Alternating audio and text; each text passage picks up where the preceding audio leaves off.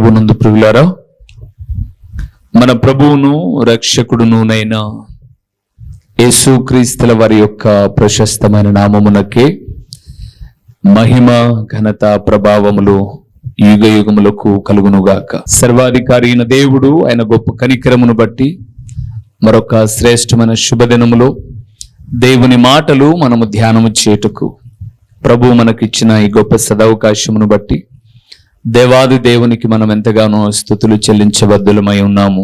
అదే సమయంలో దేవుని వాక్యం వినుటకు దేవుని పాదముల చెంత కూడి ఉన్న దేవుని ప్రియబిడ్డలైన మీ అందరికీ కూడా ప్రభు అయిన యేసుక్రీస్తు పేరట వందనములు తెలియచేయుచున్నాను. ప్రభునందు ప్రియులారా, దేవుని వాక్యమును ప్రేమిస్తూ క్రమమైన విశ్వాస జీవితాన్ని కొనసాగిస్తున్నటువంటి ప్రతి బిడ్డను వారి కుటుంబములను నా ప్రభు అయిన యేసుక్రీస్తు నిండారులుగా దీవించునుగాక. ఈరోజు మనం ధ్యానం చేయబోతున్న అంశ భాగము ఇది వరకు విన్నట్లుగానే ఉండొచ్చు, కానీ మరొక క్రొత్త కోణములో ప్రభు మాట్లాడుతూ ఉన్నాడు. దేవుని నమ్మిన వారు దేనిలో ఆసక్తి ఉండాలి. దేవుని నమ్మిన వారు దేనిలో ఆసక్తి. ఆసక్తి అంటే ఎవరైనా చెప్తారా? ఏందో అంతా విలేకరులే రాస్తున్నారు మొత్తం. ఒకసారి తల పైకెత్తి చెప్పండి. ఆసక్తి అంటే శ్రద్ధ, ఇష్టం, పర్యాయ పదాలు చాలా ఉన్నాయి. ఇష్టం, వైరాగ్యం, ఇంకా ఇంగ్లీష్లో అయితే ఇంట్రెస్ట్, వడ్డీ ఇంట్రెస్ట్ కాదు, ఆసక్తి. వెళ్దాం వాక్య భాగంలోనికి వెళ్దాం. రోమీలకు రాసిన పత్రిక 12వ అధ్యాయము 11వ వచనాన్ని, ఆసక్తి విషయములో మాంద్యులు కాక ఆత్మయందు తీవ్రత గలవారై ప్రభువును సేవించుడి. చాలు ప్రియులారా, ప్రభువును సేవించుడి. మందమతి అంటారు. నీకు ఒళ్ళు మందం అనుకున్నారా, బుద్ధి కూడా మందం అంటారు. దాని పర్యాయ పదం ఏమనొచ్చు? సోమరితనం.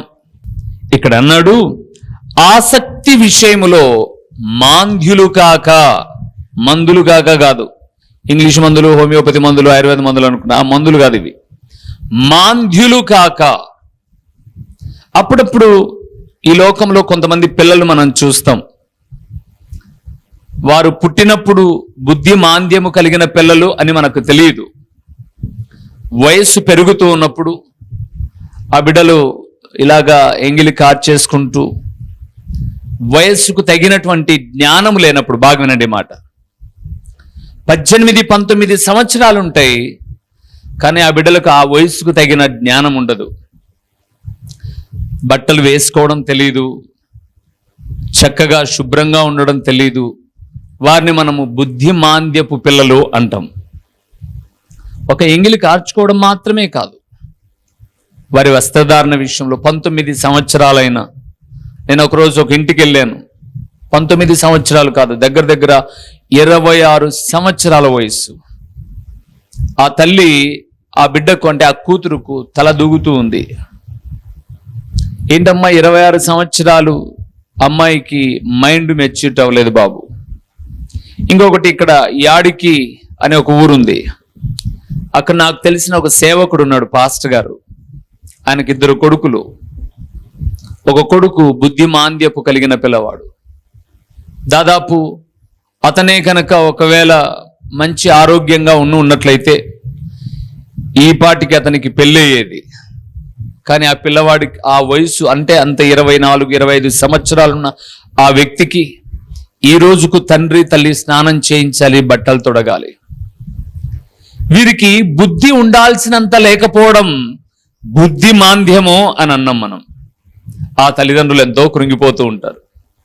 ఇప్పుడు దేవుని నమ్మిన వారు ఆసక్తి విషయంలో మాంద్యులు కాక అన్నాడు అనంటే, ఆసక్తి ఉండాల్సినంత ఉండకపోతే మీరు ప్రార్థనకు వస్తున్నారు, వెళ్తున్నారు, కానీ మీరు బుద్ధి మాంద్యులు అని అర్థం.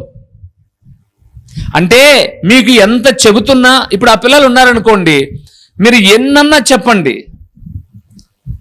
ఒకరోజు ఒక బిడ్డ, యవ్వన బిడ్డ అండి, వస్త్రం జారిపోతుంది, యవనస్తుడు అతనికి ప్యాంట్ వేసి పంపించారు, జారిపోతుంది, అని కట్టుకునే తెలియలే, అట్లే నడుస్తున్నాడు, పడిపోతున్నాడు. బుద్ధిమాంద్యం. ఇప్పుడు ఈ తల్లి తండ్రి ఏం చేస్తారంటే వాళ్ళు వెళ్ళి శ్రద్ధ తీసుకొని అతని మానాన్ని, ఆమె మానాన్ని కాపాడుతారు.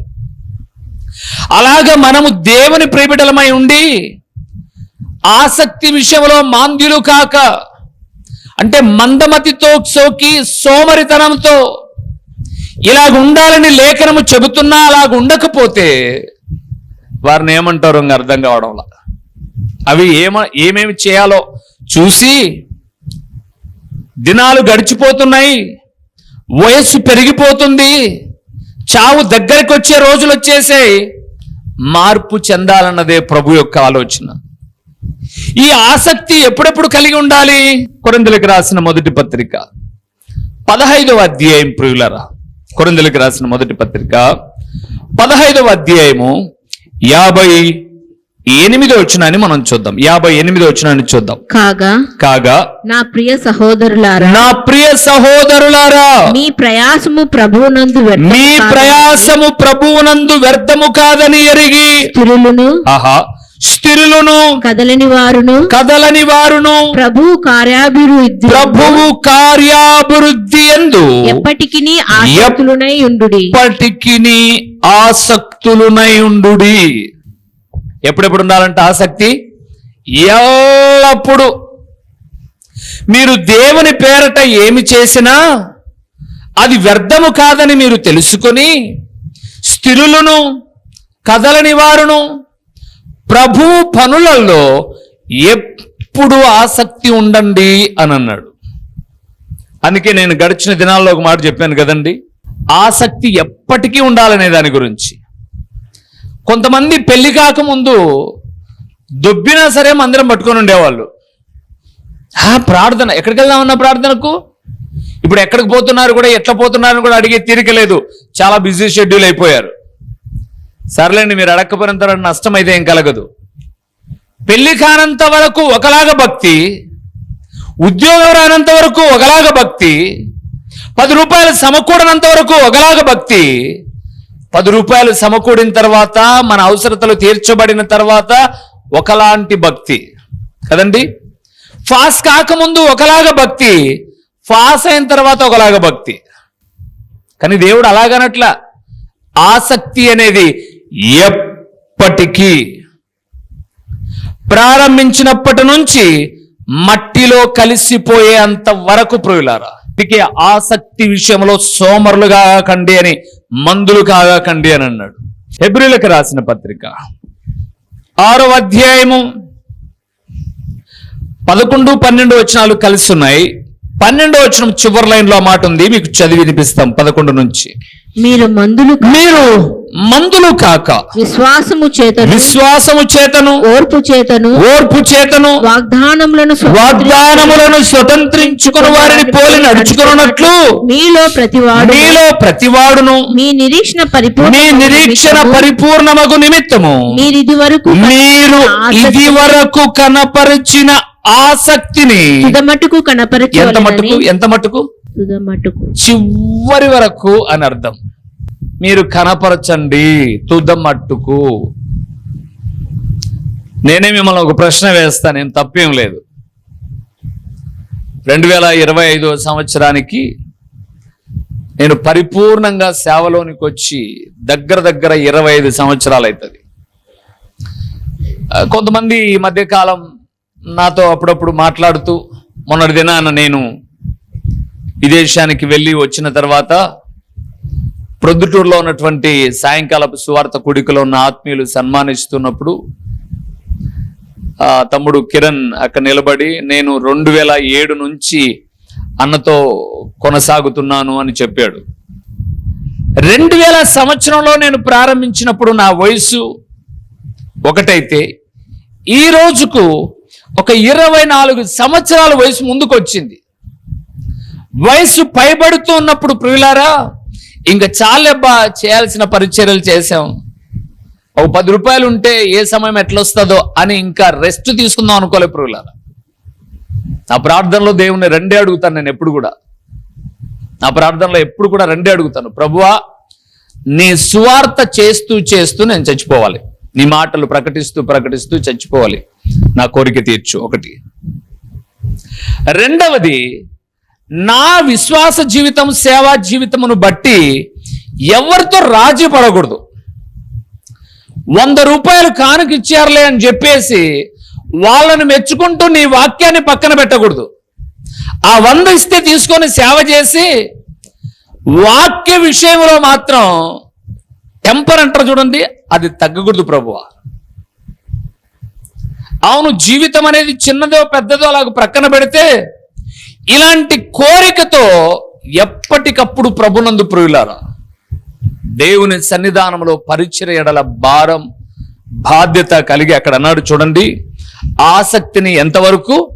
తుదమట్టుకు, చచ్చిపోయేంత వరకు. నా కోరిక అది సేవకునిగా, నా కోరిక మాత్రమే. చావు అంటానంటే అమ్మా ఎందుకు నా ఉన్నట్టుండి అప్పుడే చస్తా అంట. ఈ చెప్పినా చెప్పకపోయినా పోయే కాలం వచ్చినప్పుడు ఎట్లా పోవాల్సిందే. దానికేం ఎవరు అతిథులు కారు, ఎవరు వచ్చి అడ్డుపడరు, ఎవరు వచ్చి తప్పించలేరు. దేవా, నీ మాటలు ప్రకటిస్తూ నీ నామాన్ని ఘనపరుస్తూ అలాగ నీ పిలుపు అందుకుంటే అంతకన్నా భాగ్యం. అమ్మా కుటుంబం ఉందే, నేదర పిల్లొల్లే, పెళ్లి చేయలే, అవన్నీ ఆయన చూసుకుంటాడు అంతే. మూతి పెట్టినవాడు మేతనివ్వక, కుటుంబాన్ని ఇచ్చిన వాడు విడిచిపెట్టగా ఉన్నాడు. నా ఆశలవి. తుదమట్టుకు ప్రియులారా, అవకాశవాదం ఉండకూడదు భక్తిలో. అవసరం కోసం చేయకూడదు భక్తి. ఆయన్ను చేస్తే, ఆరాధన చేస్తే ఇది వస్తుందని చేయకూడదు. ఇది నా ధర్మం ప్రభువా, నన్ను నువ్వు రక్షించవు చీకట్లో నుంచి ఆశ్చర్యకరమైన మీ వెలుగులోనికి, నేను నీకు సాక్షిగా ఉంటానంతే. ఏ విషయాల్లో ఆసక్తి కలిగి ఉండాలో 4 విషయాలు చెప్తాను. మొదటి విషయానికి వద్దాం. కొత్త కోణం అన్నాను కదండి. సంఖ్యాకాండము 25వ అధ్యాయము 13వ వచనము, అది 13వ వచనాన్ని మనం చూద్దాం. అది నిత్యమైన యాజక నిబంధనగా అతనికి అతని సంతానమునకు కలిగి ఉండును. ఏలయనగా అతడు తన దేవుని విషయమందు ఆసక్తి గలవాడై ఇశ్రాయేలీయుల నిమిత్తము ప్రాయశ్చిత్తము చేసెను. చాలు ప్రియులారా. బాలాకు అలాగే బిలాము అనబడే ఆయన సేవకుడు, బాలాకు అనబడే ఆయన రాజుగారు పిలిచారు బిలామును. ఈ ఇశ్రాయేలుడు చాలా సైన్యం ఉంది, వీళ్ళతో యుద్ధం చేసే శక్తి మాకు లేదు, నువ్వు మంచి సేవకుడు అంట, నీ నోటి నుంచి ఎవరిని చెప్పిస్తే వారు అంతరించిపోతారు, ఎవరిని దీవిస్తే వాళ్ళు దీవించబడతారు, కాబట్టి నీకు కావలసిన బహుమానం ఏదైనా కోరుకో ఇస్తా, నువ్వు వచ్చి ఆ ఇశ్రాయేలీయులను చెప్పింతురా అని పిలవడానికి మనుషులను పంపాడు. బిలాం అన్నాడు, అయ్యా నేను వెళ్ళి ప్రార్థన చేసుకొని వస్తాను, దేవుడు ఏం చెప్తే అది చేస్తాను అన్నాడు. సరే చేసుకోపోనంటే ప్రార్థన చేసుకుంటే దేవుడు అన్నాడు, వాళ్ళు నేను ఆశీర్వదించిన ప్రజలు, నా ప్రజలు వాళ్ళు, నేను వాళ్ళను పాలు తేనెలు ప్రవహించే కనాను దేశానికి తీసుకెళ్తున్నాను, నువ్వు వాళ్ళని శపించకూడదు, దీవించాలి, అసలు నువ్వు వెళ్ళకపోవడమే మంచిది అని అన్నాడు. మంచిది, ఉత్తముడు బయటకు వచ్చాడు. అయ్యా దేవుడు నన్ను వెళ్ళొద్దన్నాడు, నేను రాను, మీరు పోండి అన్నాడు. వాళ్ళు వెళ్ళిపోయారు. వెళ్ళి రాజుగారికి చెప్పారు, అయ్యగారు రారంట, దేవుడు వద్దన్నాడంట అని.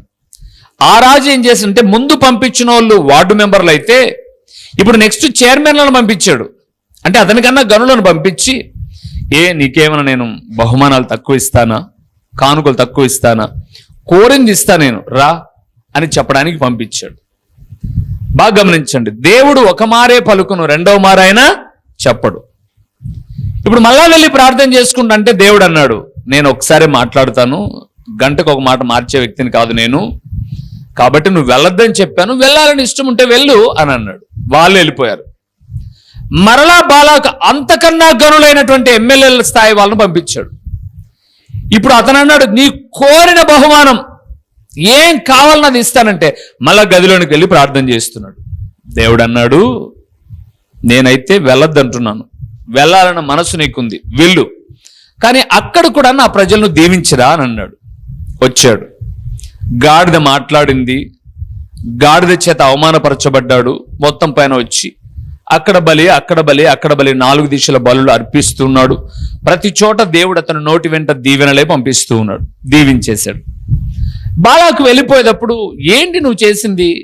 నీకు కావాల్సింది అంతా ఇస్తానన్నాను కదా, శపించమని పిలిస్తే దీవించావేంటి అని అంటే, అయ్యా వీళ్ళు దీవించబడిన వ్యక్తులు, వీళ్ళను నేను శపిస్తే రాదు, దేవుని చేత దీవించబడిన వాళ్ళు కాబట్టి దేవుడే వీరిని అసహించుకునే రీతిగా వీళ్ళు ఏదైనా నడుచుకుంటే అప్పుడు నేనేం శపించాల్సిన పనిలా, దేవుడే వీళ్ళను మొత్తుతాడు. కాబట్టి నువ్వేం చేస్తావంటే, మీ దేశంలో మోయాబు స్త్రీలు ఉన్నారు కదా, వాళ్ళు పాపానికి పేరు కలిగిన వాళ్ళు. ఎవరండి మోయాబు సంతతి? లోతు యొక్క వరస వాయువు లేకుండా పాపానికి పుట్టిన వాళ్ళు అన్నమాట. వీళ్ళు ఏమైనా చేస్తారు లోకంలో. కాబట్టి ఆ స్త్రీలలో అందంగా ఉన్న వాళ్ళను పంపించి ఇశ్రాయేలుల మధ్యకు పంపించి వారితో పాపం జరిగేటట్టుగా చేస్తే దేవుడే అసహించుకొని వాళ్ళందరినీ తెగులు చేత చంపేస్తాడు. ఈ చిన్న లాజిక్ను పాటించు అని చెప్పి వెళ్ళిపోయాడు. సహజంగా అలాంటి సలహా ఇవ్వకూడదు, ఇచ్చిపోయాడు. ఇప్పుడు మీరు 25వ వచనాన్ని చూస్తే, ఇశ్రాయేలు మొదటి వచనాన్ని చూస్తే, షిత్తీములో దిగి ఉండగా, ఇశ్రాయేలు ఎక్కడ దిగారట? షిత్తీము అనబడే ప్రాంతంలో దిగి ఉండగా బాలాకు మోయాబు స్త్రీలను పంపించాడు. ఆ పంపించినప్పుడు వాళ్ళు చేసిన పాపాన్ని బట్టి ఎంతమంది చచ్చిపోయారని 8వ వచనంలో 9వ వచనంలో మనం చూస్తే 24,000 మంది తెగులు చేత పట్టా పట్టా పట్టా పట్టా చచ్చిపోతున్నారు. అయితే ఫినేహాసు అనబడేటటువంటి అహరోను మనవడండి, గుర్తుపెట్టుకోండి ప్రియులారా. అహరోను మనవడు, ఎలియాజరు కుమారుడు అక్కడ రాయబడింది. ఇతనేం చేశాడంటే ఈ పాపాన్ని సహించలేకపోయాడు. ఈటెను చేతపట్టుకొని ఒక చోట స్త్రీ పురుషులు పాపం చేస్తుంటే వాళ్ళిద్దరి కడుపుల్లోకి దూర్చి చంపేశాడు. అప్పుడు దేవుడు మాట్లాడిన ఆ మాట మనం చూద్దాం. 11వ వచనం చదువుదాం. 25వ అధ్యాయం సంఖ్యాకాండం 11వ వచనం. వారి మధ్యను నేను ఓర్వలేని దానిని తాను ఓర్వలేకపోవుట వలన ఇశ్రాయేలుల మీద నుండి నా కోపము మళ్లించెను గనుక నేను ఓర్వలేకయుండి ఇశ్రాయేలులను నశింపచేసేదను అన్నాడు, చెయ్యను అన్నాడు. ప్రభునందు ప్రియులారా, మొదటిదండి ఆసక్తి దేనిలో ఉండాలి అంటే దేవునికి నచ్చంది మనకు నచ్చకూడదు, అది ఆసక్తి. దేవునికి నచ్చంది మనకు కూడా నచ్చకూడదు. మీలో చాలా మంది ఇలాగంటున్నాను, తప్పుగా అనుకోమాకండి. నాన్నకు నచ్చని పనులు బిడ్డలు చేయరు, లేదా అమ్మకు నచ్చనివి మీరు చేయరు, భర్తకు నచ్చనివి భార్య కూడా చేయరు, కొన్ని భార్యకు నచ్చనివి భర్త కూడా చేయడు. అంటే నేను చెప్తున్నా, ఒక కుటుంబం గురించి మాట్లాడుతున్నా. ఒక కుటుంబంలో అమ్మ నాన్న పిల్లలు ఉన్నారు. ఈ పిల్లలు అనబడే వాళ్ళు నాన్న అమ్మకు నచ్చనివి చేయరు. ఈ భార్యాభర్తలు భర్తకు నచ్చంది భార్య చేయదు, భార్యకు నచ్చంది భార్య భర్త చేయదు.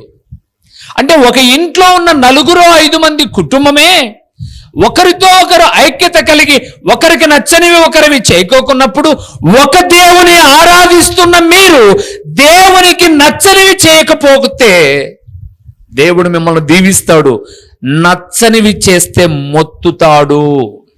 అందుకే అక్కడ రాయబడింది 13వ వచనం చివరి విషయంలో, తన దేవుని విషయమందు ఎలాగున్నాడు? అతను ఆసక్తి కలిగి ఉన్నాడు. దేవుని యందు ప్రియమైన వారలారా, ఈరోజు ఇన్ని దినాల నుంచి వాక్యం వింటున్నా దేవునికి నచ్చంది నువ్వు చేస్తున్నావు అని అంటే, ఇక్కడ మీరు చూశారో లేదో ఒక మాట, ఎవరితను, ఈ వ్యక్తి ఎవరు అని మనం చూస్తే 10వ వచనంలో రాయబడింది చూడండి.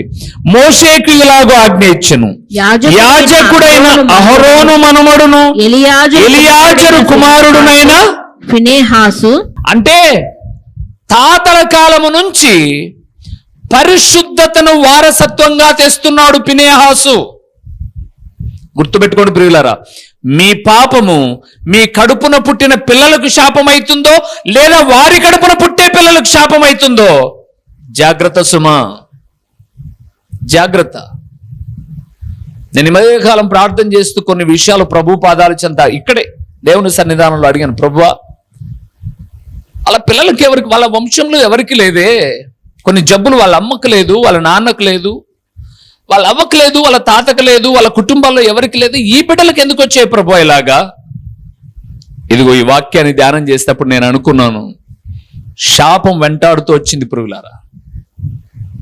అక్కడ అంటాడు, అహరోను తర్వాత నా వరకు ఎలియాజర్ అయితేనేమి, అతని కుమారుడైన ఫినిహాస్ అయితేనేమి, నేను ఏదైతే ఓర్వలేనో అది వాళ్ళు కూడా ఓర్వలేకపోయారు. అలాంటప్పుడు నువ్వు పాపము చేస్తూ ఉంటే నీ తర్వాత సంతతికి నువ్వు ఏమిస్తావు? దాన్ని శాపంగా అప్పచెప్పి వెళ్ళిపోతావు. అందుకే జాగ్రత్త పురుగులారా. మనం చేసింది అబ్బా ఎవ్వరు చూడలే, నేను బాగా పర్ఫెక్ట్ గా ఆరోగ్యంగా బాగా చచ్చిపోయాను అని అనుకుంటున్నావేమో. నీ తర్వాత వాళ్లకు నువ్వు చేసింది ఏం కాకూడదు? శాపం కాకూడదు. అహరోను ఒక మంచి పునాది వేశాడు. ఆ పునాది మీద ఎలియాజరు నడిచాడు, అతని కొడుకు. ఎలియాజరు వేసిన పునాది మీద అహరోను మనవడైనటువంటి ఫినెహాసు కూడా నడిచాడు. ఈరోజు మనం ఏం పునాది వేస్తే మన పిల్లలు అదే నడక నడుస్తారు, గుర్తుపెట్టుకోండి. ఏమే మా అబ్బా మా తాత ఇట్లా బతికారు కానీ మేం బతికిన తప్పేం లేదు. మా పూర్వీకులు ఎంతో భయంగా భక్తిగా బ్రతికారు, మేం బ్రతకాలి అంటే ఒక వారసత్వం అనేది ఒక తర్వాత ఒకటికి దీవెనలా వస్తాయి, లేదా ఒకదాని తర్వాత ఒకటి. జాగ్రత్త. అందుకే యోసేపును కూడా మీరు చూడండి ప్రియులారా, 39వ అధ్యాయం 9వ వచనాన్ని చూస్తే, పోతిఫర్ భార్య లాగుతుంది పాపం చేయడానికి. వయసులో ఉన్నాడు ప్రియులారా, కానీ వయసులో ఉన్నటువంటి యోసేపు అంటాడు, ఇంత ఘోరమైన దుష్కార్యము చేసి నా దేవుని ఎదుట నేను ఎలాగ పాపాన్ని కట్టుకుంటాను? మీకు ఒక్క మాట చెప్పమంటారా? ఒక గొప్ప దైవజనుడు రాసిన పుస్తకంలో నుంచి నేను చదివిన మాట చెప్తున్నాను ప్రియులారా, నాలో నుంచి వచ్చిన మాట కదా, ఒక గొప్ప దైవజనుడు లేఖనాల ఆధారంగా రాసిన మాట.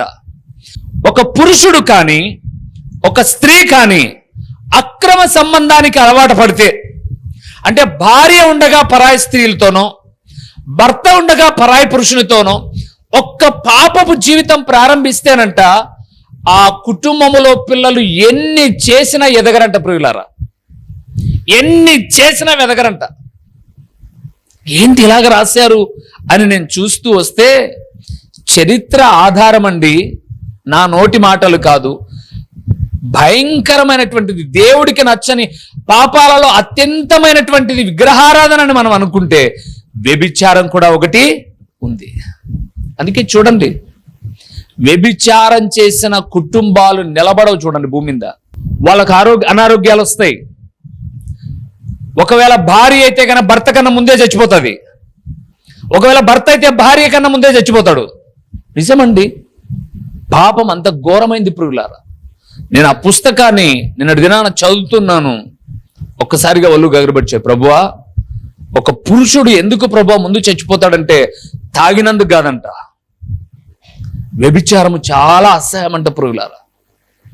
భార్యకు చేసే ఎవరు కూడా మీరు గమనించి చూడండి, దాంపత్య జీవితంలో ప్రమాణాలు జరిగేది ఎప్పుడు? పెళ్లినాడు. ఏమని ప్రమాణం చేస్తాం? కష్టమైనా, నష్టమైనా, ఇరుకైనా, ఇబ్బంది అయినా, శ్రమ అయినా నిన్ను నేను విడిచిపెట్టను, నా శరీరముతో నిన్ను గణపరిచి నా ఆస్తి అంతటిలో నిన్ను పాలిభాగస్తురాలినిగా చేసి ఈ ప్రకారంగా కలిగి ఉందనని ఎక్కడ చేస్తాడు ప్రమాణం? దేవుని ఎదుట ప్రమాణం చేస్తున్నాను అన్నాడు. ఆ ప్రమాణం తప్పి అక్రమమైన జీవితాన్ని కలిగి ఉంటే రాసి పెట్టుకోండి ప్రియులారా, ఆ తల ఎత్తిపోతుంది. అందుకే యోసేపు అంటున్నాడు, ఇంత ఘోరమైన పాపం నాకొద్దన్నాడు. మీరు బైబిల్లో చూడండి, ఫిలిప్పు భార్యను ఉంచుకున్నటువంటి హేరోదు ఎలాగ చచ్చిపోయాడండి? హేరోదు ఎలాగ చచ్చిపోయాడు? పురుగులు పడి. ఎలాగా? ఎందుకు? యోహాన్ అంటాడు, అక్రమ సంబంధాన్ని కలిగి ఉండడం తప్పు అన్నాడు. తప్పు అన్నందుకు అమ్మగారు తీసుకొచ్చి జైల్లో పెట్టించారు, తల కూడా నరికేశారు. తర్వాత మరణం బహుఘోరం. దేవుని బిడలారా, క్షణికమైన సుఖం కొరకు భార్యో భర్తో కళ్ళు కప్పచ్చు, కానీ దేవుని కళ్ళు ఎవరు కప్పలేరు. అందుకే ఆ ఇండ్లు అభివృద్ధి చెందవు చూడండి, ఆ కుటుంబాలు వృద్ధిలోనికి రావు చూడండి, వృద్ధిలోనికి రావు ప్రియులారా.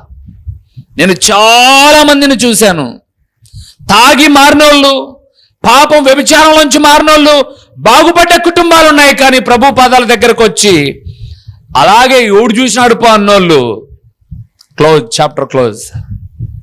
దేవుడు మాట్లాడుతున్నాడు ఈ సమయంలో, దేవునికి నచ్చంది మనకు కూడా నచ్చకోకుండా ఉండాలి ఆసక్తి విషయంలో. అదే అన్నాడు, ఫినేహాస్కు నచ్చలాది. ఎందుకు నచ్చలా ఫినేహాస్ కంటే? దేవునికి నచ్చలేదని ఫినేహాసు కోపగించుకొని, అందుకే ఇక్కడ రాయబడింది, ఓర్వలేక ఆ పాపాన్ని సహించలేక పోయి ఈటతో పొడిచి చంపాడు. దేవునిందు ప్రియులారా, దేనిలో మనం ఆసక్తి కలిగి ఉండాలంటే దేవుని గూర్చిన విషయాలలో ఆసక్తి. అహరోను మనవడండి ఫినెహాసు. ఎలాగొచ్చింది వారసత్వం? అహరోనులో నీతికరం ఉంది. ఎలియాజరు ఆ నీతిలో నడిచాడు, అతని మనవడు ఆ నీతిలో నడిచాడు. ఈరోజు నీ కుటుంబంలో నీ మనవలకు మనవరాలకు నువ్వు శాపం పంచుతావా? రాబోయే కాలానికి దీవెనలు పంచి వెళ్తావా? ఇది మా వాళ్ళు చేసే థూ అని నీ బతుకుని ఎప్పుడు తిట్టుకోకూడదు. మన పూర్వీకులకు అన్ని సౌకర్యాలు లేవు, ఈ గ్రంథాన్ని తెలుసుకునేంత శక్తి సామర్థ్యాలు లేవు. దేవుడు మనకిచ్చాడు. మన పిల్లలకు మనం ఆస్తులు సంపాదించకపోయినా పర్వాలేదు, కానీ శాపాన్ని సంపాదించుకుంటే చాలు. బతుకుతారండి, బ్రతుకుతారు. శాపం కాకుండా చాలు బ్రతుకుతారు ప్రియులారా. రెండో విషయానికి వద్దాం, దేని విషయాల్లో ఆసక్తి ఉండాలో. అపోస్తుల కార్యములు 12వ అధ్యాయము ప్రియులారా 5వ వచనానికి వద్దాం. పేతురు చెరసాలలో ఉంచబడెను.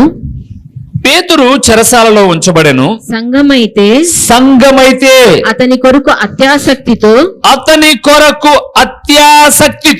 దేవునికి ప్రార్థన చేయుచుండెను. చాలు ప్రియులారా.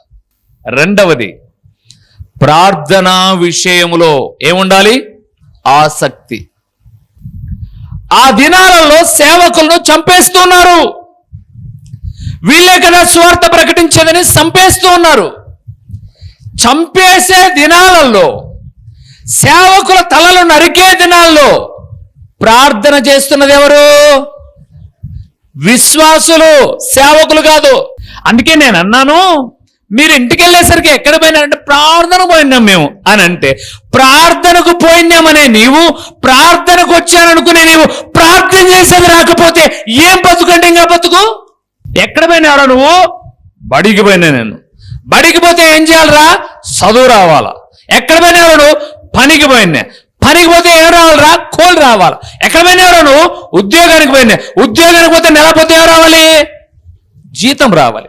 పనికి పోతే సాయంత్రానికి కూలి రావాలి. బడికి పోతే సంవత్సరం అయిపోతే రిజల్ట్ రావాలి. మరి ప్రార్థనకు వస్తే ఏం రావాలి? నీకొచ్చా? నువ్వు ప్రార్థనకి వెళ్తున్నాను నేనంటే, ఇప్పుడు రెండో ప్రశ్న అడుగుతాను, ఎన్ని రోజుల నుంచి పోతున్నారా బడికి? మా వాడు సంవత్సరం నుంచి బడికొచ్చి సంవత్సరానికి ఇంత ఫీజు కడితే వాళ్ళు కూడా రావే, ఏబిసిడీలు కూడా రావే, ఏం చెప్తున్నారు మీరు అని ఎవరిని అడుగుతాం మనం? బడిలో టీచర్లను అడుగుతాం. మరి నువ్వు ఎన్నేళ్ళ నుంచి వస్తున్నావు ప్రార్థనకు? నీకు రాకపోతే ఎవరిని అడగాలి? మా చిరునామా దైవజనుడు బ్రదర్ ఓ రూబేన్ గారు, క్రీస్తు ప్రార్థనా మందిరం, డోర్ నెంబర్ 1-10-386, నగరిగుట్ట, పులివెందుల, కడప జిల్లా. మీ ప్రార్థనా అవసరాల కొరకై సెల్ నంబర్ 9989067409.